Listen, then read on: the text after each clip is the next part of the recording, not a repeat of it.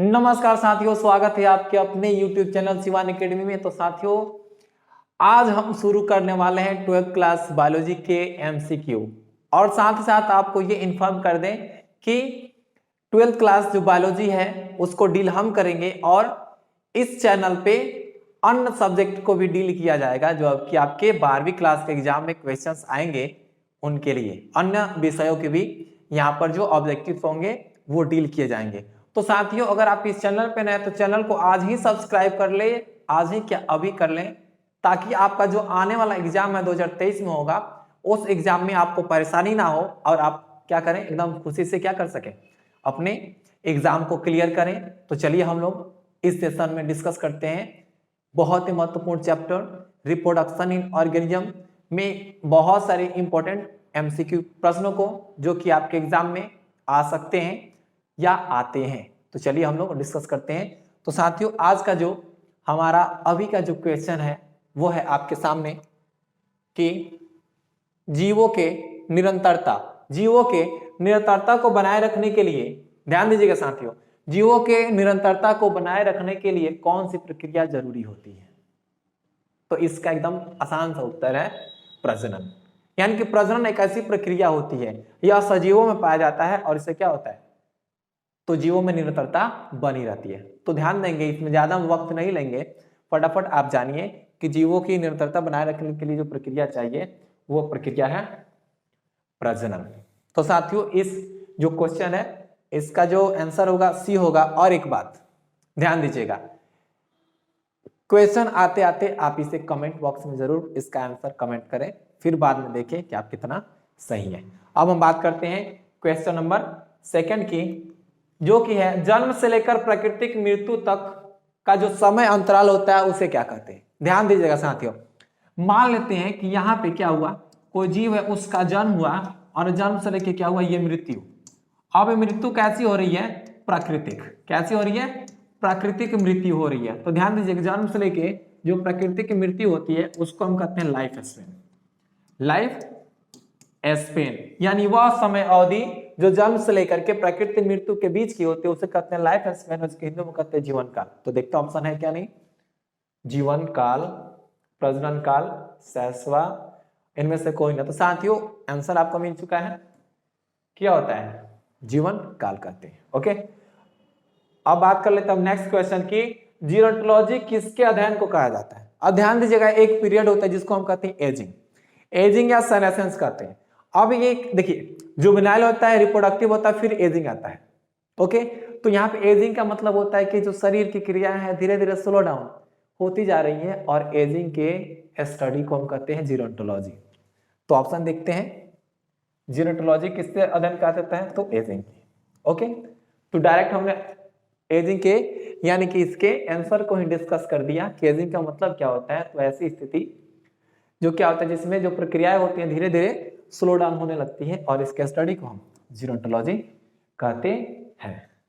तो साथियों, उम्मीद करते हैं इस क्वेश्चन का आंसर आपको पता चल चुका है।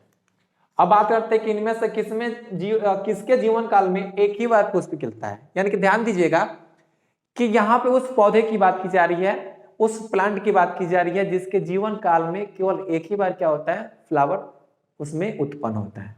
तो देखते हैं फ्रेंड्स, ऑप्शन है बांस, फिर है आम, लीची, जाम। अब ध्यान दीजिएगा, आम आप हर साल खाते हैं तो जाहिर सी बात है उसमें फूल हर साल लगते हैं। लीची भी खाते हैं तो लीची में भी लगते हैं, जामुन भी खाते हैं तो जामुन में भी लगता है। लेकिन आपने देखा होगा बांस क्या होता है, बहुत अधिक दिन तक जीवित रहते हैं। और बहुत अधिक कहने का मतलब क्या कि बहुत अधिक दिन के बाद क्या होता है, उसमें फूल निकलते हैं। उनके जीवन काल में एक ही बार, उसके बाद ये मर जाता है। तो यहाँ पे ऑप्शन क्या होगा, वो होगा इसका सही उत्तर बैम्बू। ओके फ्रेंड्स, तो इस प्रश्न का सही उत्तर क्या है, बैम्बू।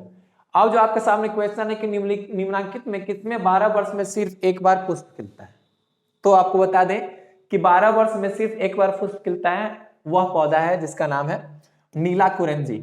और हाँ साथ ये बहुत बहुत इंपॉर्टेंट है क्योंकि एग्जाम में इसे पूछ लिया गया है और यह आपके एग्जाम में पूछा जा सकता है। और हाँ साथियों, यहाँ पे जो क्वेश्चन हम डील करेंगे या तो एग्जाम में आने वाले होंगे या तो आ चुके होंगे या आने की संभावना है। ओके, अब देखिए, तो इस क्वेश्चन का जो आंसर होगा स्ट्रोबिलेंथस कुंथियाना यानी कि नीला कुरिंजी। अब अलैंगिक प्रजनन में कितने जनक भाग लेते हैं?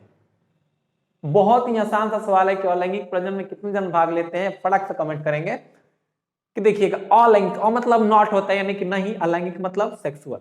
सेक्सुअल में तो 2 भाग लेते हैं, और जब सेक्सुअल नहीं हो रही है तो इसमें जो जीव का विकास होता है या बोल सकते हैं जीव का जो निर्माण होता है, नए जीव उत्पन्न होते हैं, वो केवल और केवल एक ही जनक से होते हैं। तो ऑप्शन देखते हैं फ्रेंड, ऑप्शन है कि नहीं?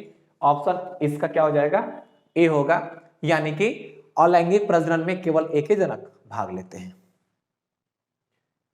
आपके सामने नेक्स्ट क्वेश्चन है कि ब्रायोफाइलम में प्रजनन किसके द्वारा होता है? बहुत ही आसान सा सवाल है और आप इसे समझेंगे। जैसे देखिएगा, ब्रायोफाइलम की अगर लीफ की बात करें तो ब्रायोफाइलम की जो लीफ होती है कुछ इस प्रकार की होती है, कुछ इस प्रकार की होती है। यहाँ पे क्या होता है, तो यहां से इनमें कलियां निकलती हैं। क्या निकलती है साथियों? कलियां निकलती हैं, फिर जड़ निकलता है। अब जड़ निकल जाता है, फिर नए नए पौधे उत्पन्न होते हैं। तो जाहिर सी बात है यहाँ पे पतियों की बात की जा रही है, यानी कि यह एक ऐसा पौधा है जिसमें क्या होता है, पतियों से नए पौधे विकसित होते हैं। तो ऑप्शन क्या होगा इसका? कायिक जनन। आप कहेंगे सर ये कायिक जनन का मतलब क्या? तो ध्यान से सुनेंगे। जब अलैंगिक प्रजनन में रूट, स्टेम और लीफ, जड़, तना और पत्तियां भाग लेती हैं, उनको हम कहते हैं कायिक जनन। तो यहाँ पर पत्तियां क्या है, तो पौधे का एक वेजिटेटिव पार्ट है, इसलिए इसको हम वेजिटेटिव रिप्रोडक्शन कहते हैं। ओके, अब हम बात कर लेते हैं नेक्स्ट क्वेश्चन की कि आलू में, ध्यान दीजिएगा साथियों, यहाँ पे आलू में प्रजनन किस विधि द्वारा होता है या किसके द्वारा? विधि नहीं रखेंगे, किसके द्वारा होता है। तो ध्यान दीजिएगा, क्या आलू में लीफ के द्वारा होता है? नहीं, बिल्कुल नहीं होता है। आपने आलू जरूर देखा होगा। फिर आप ऑफसेट होता है? जी नहीं होता है। ऑफसेट का मैक्सिमम आपने उसमें देखा होगा, जलकुंभी में। फिर यहाँ पे रूट, तो आलू एक प्रकार रूट नहीं है, वो एक प्रकार का तना है, तो रूट तो होगा नहीं ना। ऑप्शन ये होगा, ना ये होगा, ना ये होगा। तो जाहिर सी बात है इसको हमने एलिमिनेट कर दिया, तो ऑप्शन आपका क्या होगा? ट्यूबर। क्योंकि ध्यान दीजिएगा आलू का जो नाम होता है सोलेनम ट्यूबरोसम, यानी कि यह ट्यूबर है। और साथ ही साथ आपको बता दें आलू एक भूमिगत तना है। आप इसे ध्यान रखेंगे क्योंकि इससे भी एग्जाम क्वेश्चन पूछे जा सकते हैं कि आलू क्या है, तो आपको सिंपल सा आंसर होगा भूमिगत तना। अब नेक्स्ट क्वेश्चन की हम बात करते हैं कि नेक्स्ट क्वेश्चन आपके सामने है कि कायिक जनन निम्न में से किसके द्वारा होता है? बहुत ही आसान सा सवाल है कि कायिक जनन निम्न में से किसके द्वारा होता है? ऑप्शन है पत्तियां, ऑफसेट, जड़। पत्तियां, ऑफसेट और जड़। तो ध्यान दीजिएगा, अभी आपने देखा ब्रायोफिलम में पत्तियों के द्वारा कायिक जनन होता है। फिर यहाँ पे जो ऑफसेट है इसके द्वारा जलकुंभी में कायिक जनन होता है। फिर आपने जो जड़ है, जैसे कि आप बात कर सकते हैं शुगर केन नहीं, जड़ के बाद जैसे कि सीसो होता है, तो सीसो का जड़ से भी क्या होता है कि नए पौधे विकसित होते हैं। तो जड़ भी कायिक जनन में भाग लेता है। तो ऑप्शन इसका क्या होगा? सभी होगा, यानी कि ऑप्शन इसका सही है, सभी।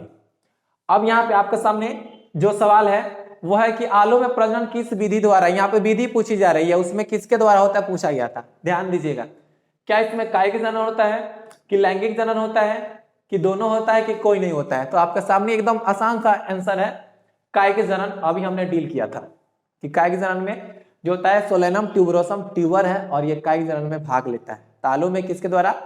ट्यूबर के द्वारा। बहुत इंपॉर्टेंट है और ये कायिक जनन है। अब जो नेक्स्ट क्वेश्चन आपके सामने है वो है कि मासिक चक्र पाया जाता है। ध्यान दीजिएगा, मेंस्ट्रुअल साइकिल की बात की जा रही है, मेंस्ट्रुअल साइकिल की। मासिक चक्र यानी कि जैसे कि पीरियड होता है, ठीक है, उसकी बात की जा रही है कि जो पीरियड है या मासिक चक्र है या ऐसा हम शॉर्ट में एमसी कहते हैं, ये क्या है, ये किसमें पाया जाता है पूछा जा रहा है। तो ध्यान दीजिएगा, मनुष्य में भी पाया जाता है, बंदर में भी पाया जाता है और चिंपैंजी में भी ये जो मेंस्ट्रुअल साइकिल है पाए जाते हैं। तो इस प्रश्न का जो सही उत्तर क्या होगा? डी होगा, इनमें से सभी। आप देखिए आपके सामने के मध्य चक्र ईस्ट्रस साइकिल, ध्यान दीजिएगा ईस्ट्रस साइकिल मवेशियों में, जानवरों में पाया जाता है। ध्यान सुनेंगे, कहां पाया जाता है? जानवरों में पाया जाता है। आपके सामने ऑप्शन दिए गए हैं, गाय तो ये भी जानवर है, भैंस ये भी जानवर है, जानवर करने का मतलब मवेशी इत्यादि, यानी कि मनुष्य का जो जाति है उसको छोड़ करके, और बकरी, तो ये तीनों प्रकार के क्या है? मनुष्य से अलग है, लेकिन मनुष्य से चिंपैंजी, बंदर ये सब रिलेटेड है। तो यहाँ पे ध्यान दीजिएगा, इसका जो आंसर होगा क्या होगा? इनमें से सभी ऑल ऑफ दीज। तो उम्मीदतः इस प्रश्न का आंसर आपको मिल चुका है। कि मधुचक्र किसमें पाया जाता है, तो गाय, भैंस और बकरी में पाई जाती है, यानी कि सभी। अब क्वेश्चन है कि जनक के समान जीव प्राप्त किए जा सकते हैं। यहाँ पे एक मेथड की या एक संरचना की बात की जा रही है कि जनक के समान किसके द्वारा जीव प्राप्त किए जा सकते हैं। ऑप्शन आपके सामने है, क्या बीज के द्वारा, क्या जाइगोट के द्वारा, क्या गैमेट के द्वारा, क्या बाइनरी फिजन के द्वारा। आप सुनिए, बीज सेक्सुअल रिप्रोडक्शन का में ये आता है, और ये लैंगिक प्रजनन के फलस्वरूप ही बनेगा। फिर यहाँ पे जाइगोट लैंगिक प्रजनन में होता है। फिर यहाँ पे पूछा जाता है युग्मक, तो लैंगिक प्रजनन में भाग लेते हैं। और आपको बता दें, लैंगिक प्रजनन में जो संतान उत्पन्न होते हैं वो अपने जनक से क्या होते हैं, एकदम बिल्कुल भिन्न होते हैं, अलग होते हैं। तो यहाँ पे, और ये जो द्विविखंडन है ये है अलैंगिक प्रजनन। और आपको पता होगा कि अलैंगिक प्रजनन में जो जीव उत्पन्न होते हैं, जीव विकसित होते हैं, वे अपने जनक के क्या होते हैं, क्लोन होते हैं, एकदम हूबहू होते हैं, जेरॉक्स कॉपी होते हैं। तो इसलिए इसका आंसर क्या होगा, डी। अब आपके सामने जो प्रश्न है कि निम्न में से किसमें जैम्यूल्स बनता है। आप ध्यान दीजिएगा साथियों, जैम्यूल्स यानी कि इसको हम कहते हैं इंडोजिनस बर्डिंग, यानी कि अंतःमुकुलन। मतलब कि अंतःमुकुलन की प्रक्रिया किसमें होती है, यानी कि जो बर्ड होते हैं शरीर के अंदर किसमें बनते हैं। तो ऑप्शन क्यों जाते हैं, तो देखिएगा ईस्ट। तो यहाँ पे मान लेते हैं ईस्ट है, तो इसमें ऐसे बर्ड बनता है, तो बाहर है। फिर हाइड्रा, जैसा कि देखिएगा ये हमने हाइड्रा बनाया, हाइड्रा इसके शरीर के ऊपर इसमें बनता है, तो ये भी बाहर है। फिर है अमीबा, तो अमीबा में मुकुलन नहीं होता है, बाइनरी फ्यूजन होता है। और ऑप्शन नंबर डी है एस्पॉन्ज। तो एस्पॉन्ज में क्या होता है साथियों, एस्पॉन्ज में ही जैम्यूल्स का निर्माण होता है। और ये एग्जाम में पूछा गया है और एग्जाम में पूछा जा सकता है। तो जैम्यूल्स किसमें बनते हैं, ध्यान रखेंगे, जैम्यूल्स का निर्माण होता है किसमें, एस्पॉन्ज के अंदर होता है। और ये क्वेश्चन बहुत बहुत क्या है, महत्वपूर्ण है। अब देखिए, अब आप नेक्स्ट क्वेश्चन आपके सामने है कि निम्न में से कौन उभयलिंगी। आप ध्यान दीजिएगा, उभयलिंगी का मतलब क्या होता है कि जिसमें मेल और फीमेल रिप्रोडक्टिव सिस्टम दोनों पाए जाते हैं, मेल और फीमेल रिप्रोडक्टिव सिस्टम दोनों पाए जाते हैं। जैसे कि देखिएगा मुर्गी, मुर्गा मुर्गी मेल और फीमेल अलग है। सांप, सांप भी अलग होते हैं। फिर यहाँ पे दोनों, ये दोनों ऑप्शन है, तो ये तो होगा ही नहीं।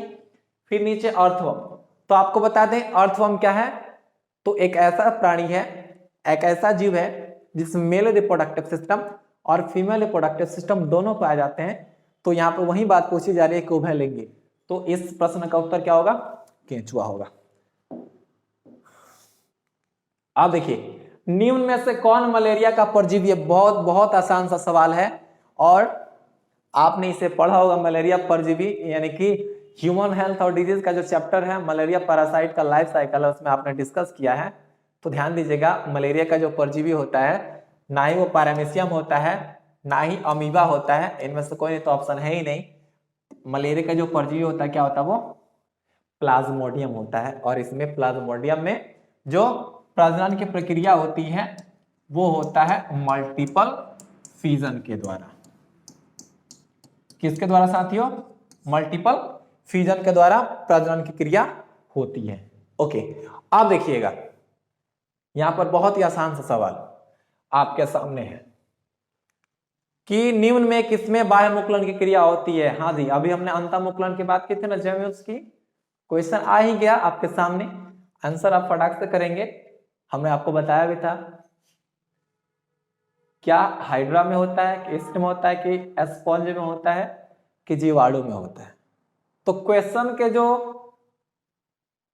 ऑप्शन है उसमें थोड़ी सी मिस्टेक हो सकती है, लेकिन आप इसे समझ सकते हैं कि हाँ, देखिएगा बाह्य मुकुलन की क्रिया होती है। तो ध्यान दीजिएगा, हाइड्रा में भी बाह्य मुकुलन होता है, ईस्ट में भी होता है, एस्पॉन्ज में। एक मिनट, क्वेश्चन में जो है कि निम्न में किसमें बाह्य मुकुलन की क्रिया नहीं होती है, मुकुलन की क्रिया नहीं होती है।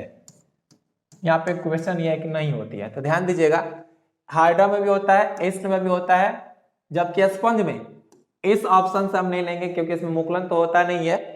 तो एस्पॉन्ज में क्या होता है, मुकुलन क्या होता है, अंत होता है, यानी कि बाह्य नहीं होता है। तो उम्मीदतः आप इसका आंसर है कि निम्न में किसमें बाह्य मुकुलन की क्रिया नहीं होती है। तो आंसर क्या होगा साथियों, इसका आंसर होगा, एकदम आसान सा आंसर है एस्पॉन्ज, जो कि हमने अभी डिस्कस किया था।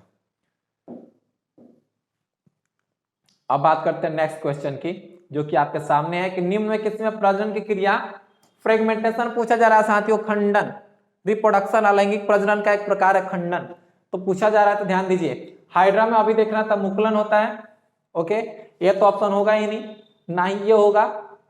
ऑप्शन आपके सामने एक बच गया स्पाइरोगाइरा, तो जी हाँ, इस क्वेश्चन का जो आंसर होगा क्या होगा, स्पाइरोगाइरा होगा। एक प्रकार का क्या है, तो ये है एल्गी। स्पाइरोगाइरा क्या है, तो एक सवाल है। अब देखिएगा जो नेक्स्ट क्वेश्चन है कि पैरामीशियम में विखंडन की कौन सी विधि पाई जाती है। साथियों यहाँ पे पूछा जा रहा है कि पैरामीशियम में विखंडन की कौन सी विधि पाई जाती है, तो आपको बता दें कि जो विखंडन की प्रक्रिया होती है वो क्षैतिज भी होता है, लंबवत भी होता है, तिर्यक भी होता है। यही पूछा जा रहा है कि क्षैतिज होगा, लंबवत होगा कि तिर्यक होगा। आपके सामने ऑप्शन है क्षैतिज, लंबवत, तिर्यक, क्या इनमें से सभी। तो साथियों आपको बता दें कि पैरामीशियम एक ऐसा प्राणी है जिसमें जो विखंडन की प्रक्रिया होती है वो बीचों बीच से होता है, यानी कि क्षैतिज होता है। ऑप्शन देखते हैं, तो ऑप्शन इसका हो जाएगा ए, क्षैतिज विखंडन, या इसे क्षैतिज द्विविखंडन। आज का अंतिम सवाल, एपोमेक्सिस शब्द किसने दिया, वेरी वेरी इंपॉर्टेंट है, आप इसे मेमोराइज कर लेंगे। एपोमेक्सिस देखिएगा, एपो प्लस मिक्सिस, एपो का मतलब होता है विदाउट, विदाउट, ठीक है। अब मिक्सिस का मतलब होता है फ्यूजन, मिक्सिस का मतलब फ्यूजन या मैरिज, यानी कि जब प्रजनन की क्रिया में बिना फ्यूजन के नए संतान उत्पन्न होते हैं उसको हम कहते हैं एपोमिक्सिस। और हाँ जी, एपोमिक्सिस एसेक्सुअल रिप्रोडक्शन को कहते हैं। और ये जो टर्म है उसको दिया था किसने, विंकलर ने दिया था। तो क्वेश्चन है कि एपोमिक्सिस शब्द किसने दिया, तो इसका आंसर क्या होगा, विंकलर हो जाएगा। तो साथियों आज का जो हमारा अंतिम सवाल था, एपोमिक्सिस शब्द किसने दिया, तो अगर आपने शुरू से अंत तक देखा है तो उसके लिए आपको दिल से शुक्रिया। अगर आपको ये हेल्पफुल लग रहा है तो इसे जितना हो सके शेयर करें, ताकि बिहार का हर एक बच्चा या बिहार के अलावा अन्य स्टेट के जो बच्चे हैं वे भी इसे देखें और इस चैप्टर से रिलेटेड जितने भी क्वेश्चंस हैं उनको ये एग्जाम में क्या करें, अटेम्प्ट करें, और उनकी जो प्रॉब्लम है वो क्या हो जाए, दूर हो जाए। तो साथियों उम्मीद करते हैं आपको ये अच्छा लगा होगा। मिलते हैं नेक्स्ट सेशन में और सारे बहुत सारे इंपॉर्टेंट ऑब्जेक्टिव्स लेकर के बायोलॉजी के इस महत्वपूर्ण चैप्टर रिप्रोडक्शन इन ऑर्गेनिज्म के। तो तब तक के लिए बेस्ट ऑफ लक, पढ़ते रहिए और एग्जाम की तैयारी जम के कीजिए।